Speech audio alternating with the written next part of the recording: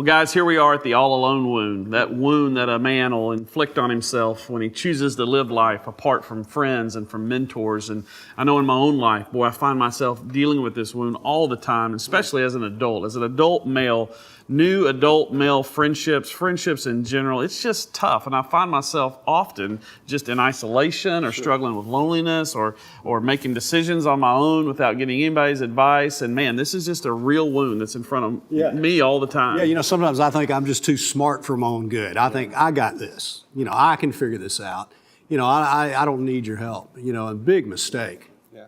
It's easy to do, though. I mean, in terms of how we work, we're so competitive that often we don't invite another man in because we're in competition with him. For what, I don't know, because we're both messed up. So we really need each other more than we really realize. It's overlooked. We don't talk about loneliness as men, but it's real. It's a real issue, and it's key to who we're trying to become as men. I think one of the excuses is I'm just too busy. We're just busy, working hard, trying to pay the bills, trying to provide, and you just think, I don't have time for this. When the truth is, man, we can't afford not to take time for this. Yeah, and not only is busyness a cultural reality, but also just even technology. Like I get in these weird cycles where I can check y'all out online, see what's going on, kind of keep up with your life, but have no real kind of soul level conversation. And so, but with technology and pace of life, all of that help feed this wound. Well, I think today's session will be helpful. I believe if we kind of work through how important men are to other men in their lives and how sharing life together is so essential to our manhood, I think it will help all of us. So let's get started. Good morning. Can I start you off with some coffee? Please. I'm sorry I'm late. Oh, no sweat, man. Thank you. It was a good game Friday. Yeah, it was. We win 2 more games, we get home field advantage for the playoffs, right? Yep. So how's your week going? Oh, not too bad. A couple of client meetings, running the kids to practice. How about you?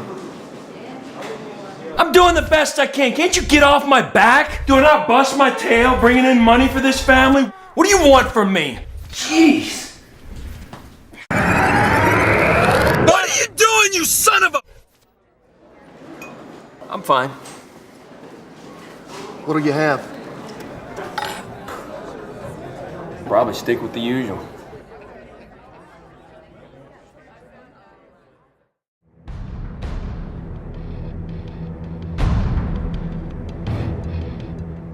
Well, man, we've been on a journey in the past few sessions, unpacking both a man's relationship with his dad and a man's relationship with his mom.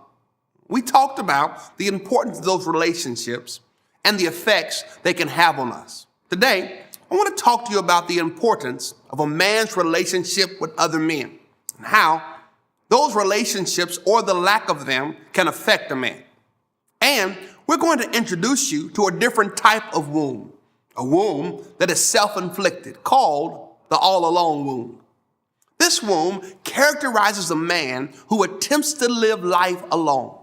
He may have many acquaintances and casual friendships, but he lacks any character-shaping, deep, heart-level friendships, which we will call teammates. From the very beginning, our Creator designed life to be a team sport. Teammates in life are essential for us to become better men. However, every man has the potential to drift into isolation, which is a dangerous place for a man. I know this wound personally because I have had seasons in my life where I have attempted to isolate myself. Yet the older I become, the more I realize how critical teammates are. At this point, I simply can't imagine my life without my teammates. My best friend, Mike, has been an incredible teammate, helping me to handle the joys and the sorrows of life. My mentor, Dennis, has coached me as a man, husband, and father for over 10 years. There are many other men from my life, and time will not allow me to name all of them. But men, teammates provide the support that every man needs to win in life. You see, how well connected or disconnected a man is with other men has a lot to do with how he'll experience life. And there are three types of teammates that bless and energize authentic manhood. In fact, the quality of a man's life, in many ways, is tethered to these three relationships. More than just being an acquaintance. A teammate is someone that you can share a special heart-level bond with. Someone you can have gut-level honesty with. They have your back and believe in you no matter what. So let's take a look at these three empowering relationships that are essential for authentic manhood. Three types of teammates. The first is the encouraging mentor. This is the ideal of having someone in your life who is a step ahead of you, who can offer you wisdom and guidance. Typically, this relationship occurs in the first half of a man's life, but it really can occur at any point in life. It's often a coach or a teacher or a special relative who may be even your employer. But it's someone who takes a special interest in you, notices your talents, and affirms both your abilities and you as a person. Encouraging mentors do more than just befriend you. They are committed to your development.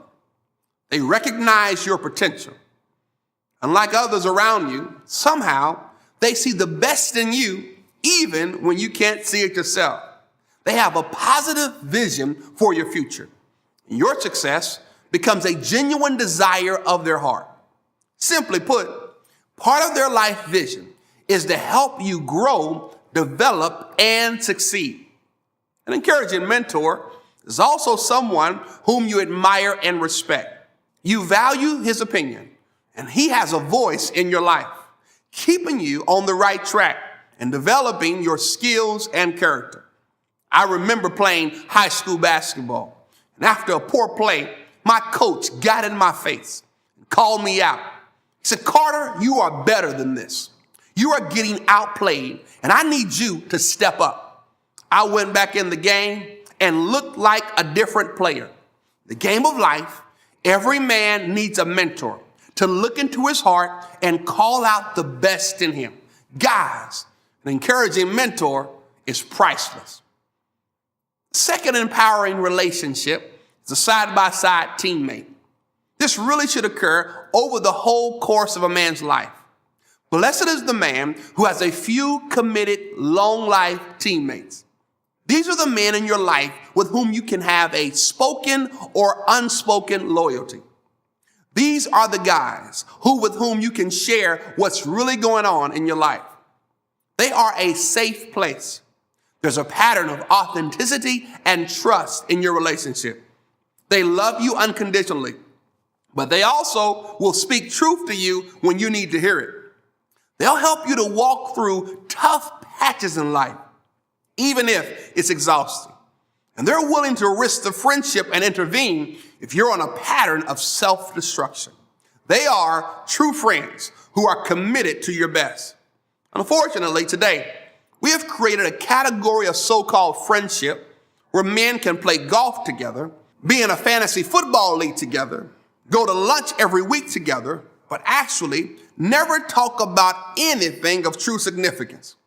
You just kind of use each other for companionship, but you never truly engage at a heart level.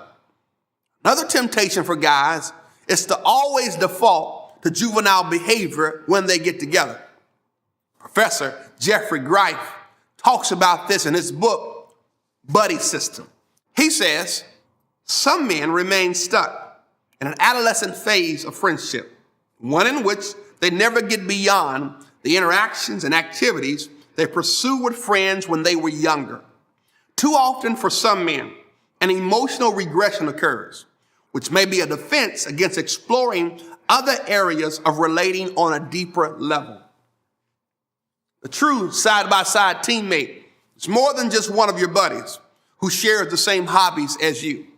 We're talking about character-shaping, burden-sharing relationships.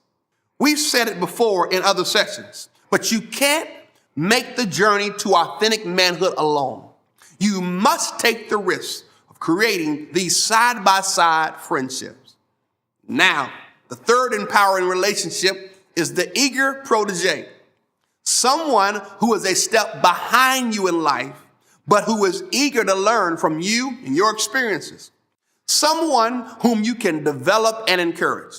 This relationship usually develops for a man during the second half of his life.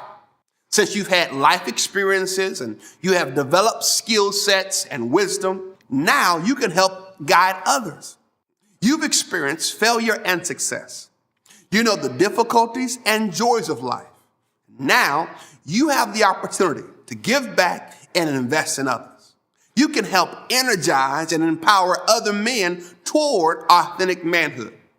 You never really become a man yourself until you accept responsibility to help another man navigate through life. So those are the three relationships that keep a man connected, energized, and empowered. The encouraging mentor, the side-by-side teammate, and the eager protege. In biblical terms, we each need a Paul, a Barnabas, and a Timothy in our lives. Someone ahead of us who is a mentor, someone beside us who is an authentic teammate, and someone a step behind us whom we can develop and guide. All right, Lecrae, I want to talk a little bit with you about men and men's just kind of default to isolation and what is seemingly their men's unwillingness to kind of share what's going on kind of under the hood of their life. Is that what you've seen? Absolutely. I think that, it's, a testament to a lot of guys feeling as if they have to have it all together and they have to carry this appearance that, they are the captain of their fate, the master of their soul, and that they've got everything, put together. And, they know that they've got tons of issues and problems and secrets that they don't want revealed. And I think also, when you just haven't learned, I think that just haven't learned that there are individuals out there who want to walk with you through things and who want to talk with you through things, give you advice and help you navigate. You don't know to ask. You don't know to involve people in your life like that. And so I'm definitely seeing a lot of men just try to weather the storm alone, and they're crashing and burning left and right too. Yeah, no doubt. Yeah. Well, in 33, the series, we talk about kind of this idea of a side-by-side friend, of a real character-shaping relationship. Tell me about some of those roles in your life, some men in your life that have kind of been in the bunker of life with you, and what that's kind of looked like in your life.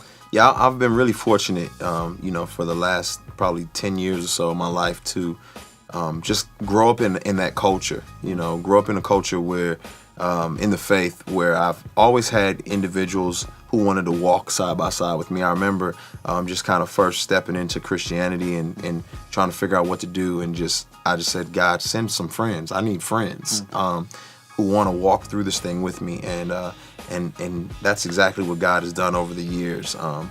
Just sent me great guys, guys who I would say are my Jonathans and my Nathans, the guys who will rebuke me and say, you are that man, and the guys who will encourage me and tell me, hey, you're doing a good job, man, take some time to celebrate, how's your spirit, how's your soul, and it's really helped me tons. Yeah. So. Yeah. Let's talk a little bit about mentors. I mean, what are some of the roles mentors have played in your life? Yeah, mentorship, was always kind of a difficult issue for me. I think, obviously not growing up with my father and not knowing what a older or wiser man relationship with me looked like, I just didn't know how to approach it. And so there was an awkwardness in saying, hey, how do I ask for advice? And so I was really grateful for older guys to kind of step in and just point some stuff out and just open the door for me to ask more questions.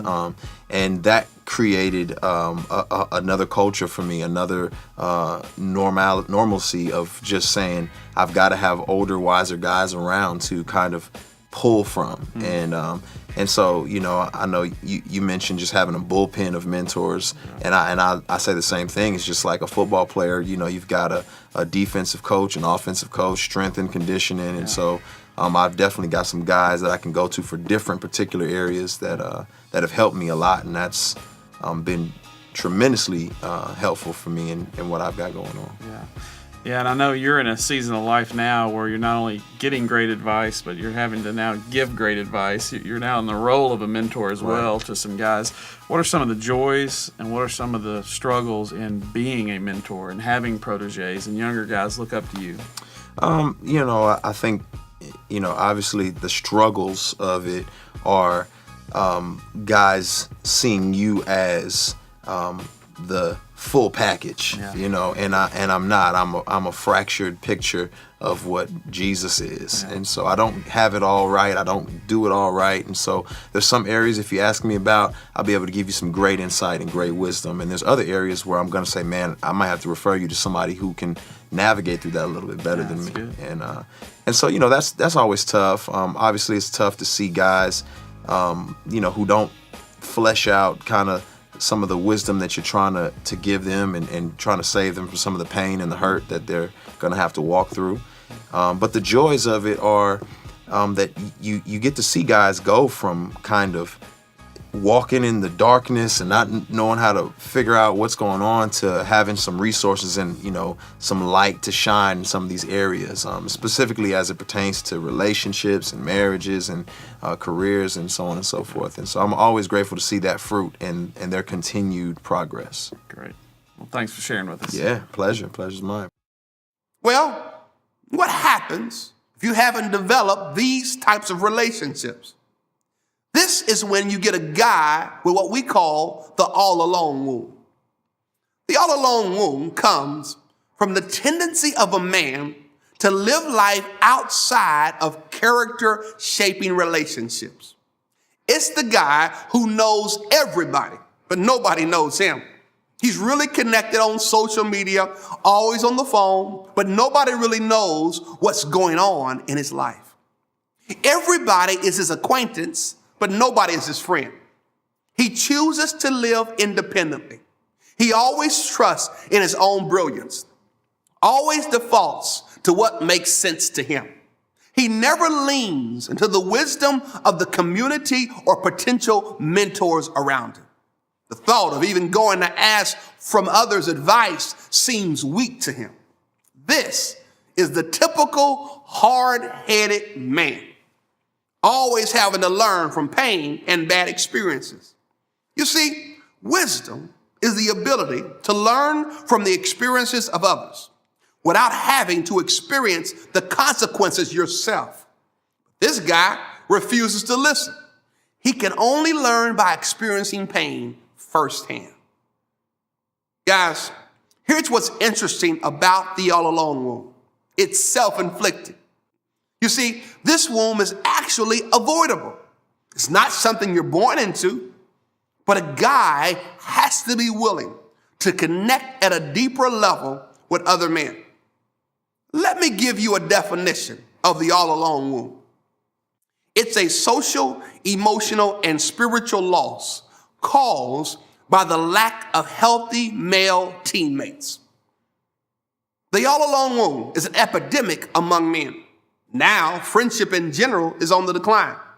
According to Robert Putnam, author of Bowling Alone, people are more and more disconnected from one another, less apt to know their neighbors, and less involved in community events. One recent study found that over the last 20 years, the number of people saying there is no one with whom they can discuss important matters nearly tripled. Fellas, the problem is even worse for men. Listen to how Professor Michael McGill, who has conducted extensive research on male relationships, describes male friendships. To say that men have no intimate friends seems on the surface too harsh. It raises quick objections from most men. The data indicate that it is not far from the truth. Even the most intimate of male friendships, of which there are very few, rarely approach the depth of disclosure a woman commonly has with many other women. 1 man in 10 has a friend with whom he discusses work, money, and marriage. Only 1 in more than 20 has a friendship where he discloses his feelings about himself. Guys, he's describing the typical friendless male. Maybe busy, maybe active, maybe even very prosperous, but all alone. Today, we are more wired and networked than ever before. But tragically, most men are never truly known. Well, what are some of the common consequences of the all alone wound?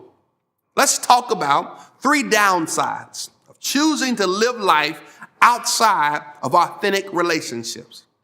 First, if we choose to live life alone, we're going to have a warped perspective on life. Self-deceit comes about from being disconnected. The Bible speaks to this issue.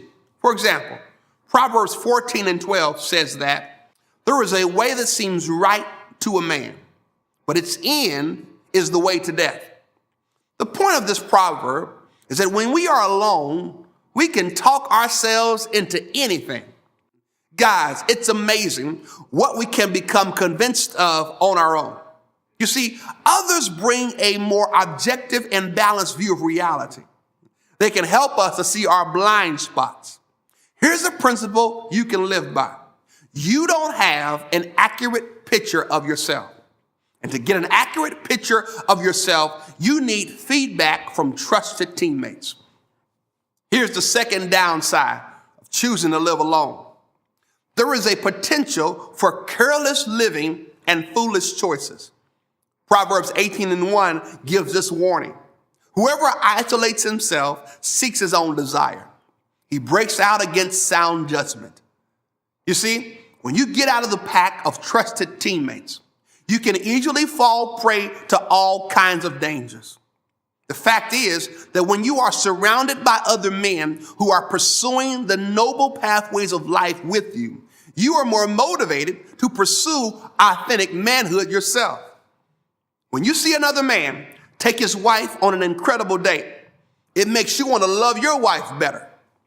When you watch another man actively involved in his kids' lives, it inspires you to invest in your kids. When you see a man go to war against materialism and use his money to expand God's kingdom instead of his own, it gives you the courage to invest eternally. In the company of godly friends, there's a greater motivation for the noble things of life. But what happens when you don't have teammates and don't have the company of noble men? Not having a teammate that's just a phone call away makes it easy for the standard to get lowered, and the potential for careless living and foolish choices goes up. If you've traveled, you felt this. You're on a business trip, you are all alone, no one in that airport or hotel bar or hotel room knows you, and you feel the tug of evil in that moment. We've all felt it. I can do this, and no one would know. In that moment, isolation can get the best of us. There's a reason the Bible says that the devil prowls around like a roaring lion seeking someone to devour. Because when we are regularly alone, we lose that incredible asset called accountability. And we end up doing things that we later confess. I can't believe I did that. You see, the path leading to foolish decisions is often aloneness. Finally, if you choose to live alone, you'll lose a chance for much needed transparency. Every man needs to be known. Every man needs teammates with whom he can feel safe, where he can share about himself with trusted confidants who will listen patiently, love him unconditionally, and provide feedback.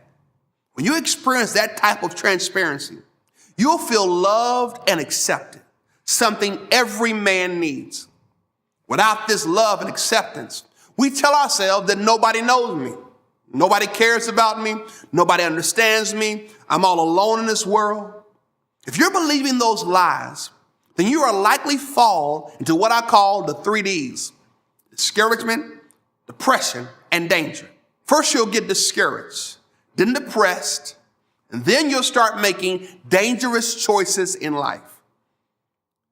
I went through a season in my life where a problem with pornography that I thought I had defeated in college began to creep back slowly into my life. I had been spending a lot of time alone and was bored with life. I was in ministry, yet my heart was not fully engaged. I had been having monthly calls with my mentor, Dennis, for 5 years. We were concluding our call, and I just kind of flippantly threw out that I had watched some pornography. I was trying to get away, but I also knew I needed help. I told him. He immediately began to ask me some tough questions. How much? How often? And what else has there been? Then he said these words to me. I need you to tell your wife and have her call me within 3 days. I thought to myself, he must be crazy. I mean, why do I need to involve her? He said, since you sinned against her, you need to tell her and then have her call me. I left that call a little perplexed about what my next steps were. But that night, I shared with my wife what I had done and that she was supposed to call Dennis. She called him, and he walked the two of us through the next steps. He would tell me that I was headed down a slippery slope. I had to head it off fast. That experience with a trusted friend has forever marked my life and future. I needed a teammate, a mentor, because going alone had put me in a dangerous place. So what can we do to avoid the all alone wound? What can we do to not be the typical disconnected male? How do we build healthy teammates? First, learn how to be a loyal teammate who encourages others. This means you are there for your friends no matter what. In the good times, you laugh with one another. In the tough times, you support one another. And even though a person has flaws, you don't just punt them. You're not just looking for more people to network with. And being a friend with you is a privilege because you add value to other people's lives. You encourage others. Like Jesus, you're a life-giving spirit. You're committed to seeking what is best for others. Secondly, learn how to ask good questions and take a genuine interest in others. Don't just talk about yourself and your life all the time. We've all been around that guy. Somehow, everything relates back to him. He's always got a story about himself on tap. Other people's comments are only the breaks in his monologue. Instead of that approach, ask people insightful questions and then do the hard work of really hearing their answers. If you do that, people will be drawn to you and they'll be encouraged when they are around you. Now, of course, we're not saying that you should never talk about yourself. Good communication maintains a healthy balance of both talking and listening. And that brings me to my third recommendation. Be willing to be vulnerable and transparent and share what's really going on.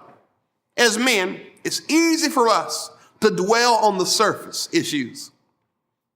Sports, politics, jokes. We typically don't just share our hearts, but real friendship moves beyond the surface and gets into soul talk. Things like needs, doubts, fears, failures, struggles, spiritual insights, and temptations. Here's our fourth recommendation for having healthy teammates. Initiate with other men. This takes courage as an adult. You're going to have to risk potential awkwardness and rejection. But men, it's worth it. Authentic teammates are priceless. But remember, you typically won't just drift into these great friendships. It's going to be a process. It'll take patience. And you're going to have to reject relational passivity. You're going to have to do the hard work of creating real friendships. But nothing in life worth having comes easy. Now, when you initiate with other men, make sure to look for worthy mentors and teammates who are pursuing authentic manhood. Proverbs 13:20 says that whoever walks with the wise becomes wise, but the companion of fools will suffer harm. Nothing will shape you more in life than the men you spend time with and the books you read. Blessed is the man who is surrounded by worthy friendships. Now, if you are looking for a mentor, like we've already said, you must first take the initiative. Mentors usually don't just stumble into our lives. Look for a man whose character and skills you admire, and then boldly ask them to invest in you. Ask them if you could meet with them from time to time to get advice. Ask them to help you in a particular area, and don't be offended if they say no. Finding the right mentor takes time. It's a process. Also consider having different mentors for different areas of life. One man may be able to help guide you at your vocation, while another man may have advice for you as a husband. Also, consider having mentors from different seasons of life. For example, if you're 30, why not have a mentor in his 40s, a mentor in his 50s, and a mentor in his 60s? Each of them will be able to connect with you on different levels and offer you complimentary advice. Now, what if you are an older guy who is ready to invest in others? How do you find an eager protege so you can invest in the next generation of authentic men? First, I would suggest that you continue to focus on being a man to whom others are drawn. You must have something to offer for men to want you to mentor them. Next, I would recommend that you make yourself available. Be a part of events where young men are around whom you can influence. You could start having informal gatherings or even introduce younger men to the authentic manhood material. This will certainly give you a chance to influence others. Well, we want to close our session today by offering you some encouragement from the Bible. In Ecclesiastes chapter 4, verse 9, it says these words, "Two are better than one because they have a good return for their work. If one falls down, his friend can help him up. But pity the man who falls and has no one to help him up." Men, the refusal to engage relationally with other men will take a toll on your life. But the benefit of authentic teammates is truly priceless. Brian, man, that was some helpful material. I think those categories, that vision for living a life with friends and mentors, the whole mentor, protege, side-by-side friend, all of that is very helpful in trying to figure out how to navigate out of this wound. Yeah, it reminded me back when I was in college, I connected with a buddy who became more than that. Well, he became my side-by-side friend. Wow. And I'm really a better man because of his influence. And I know he's a much better man because of my influence. It's amazing how influential friends, mentors, proteges can be. But the challenge is, as a man, how do you make that step? I know when I reached my 20s and 30s, it was hard making that approach to say, "Hey, man, will you be my friend?" I mean, it was difficult. It was awkward trying to do it, but it's necessary. And until a man takes that step, he really will miss out on some of the best aspects of life and the best parts of being a man. I totally agree. And I think a lot of guys within their training guide, that ought to be their action step, is like to really own this wound and then to really go, boy, what are the environments? What are the pathways? Where do I need to go and be so that some friendship potential can take place so that I can step out of isolation and create some new friendships? Yeah, they can sit down with another man, and it's common ground. You go through the material and say, "What do you think about this? What's been your experience?" All of this stuff we're talking about, Jesus is our model for manhood, and this is absolutely something he modeled. Yes. I mean, he spoke to thousands, but then he chose 12 guys that he spent most of his time with. But within that set of 12, there were 3 guys, Peter, James, and John, and he leaned into them because he knew that's what men needed. We needed each other. We needed a team. And that's what we need today. The good and the bad and the ugly that we all have and how we kind of become a man. There's no way they could have me because I didn't have me.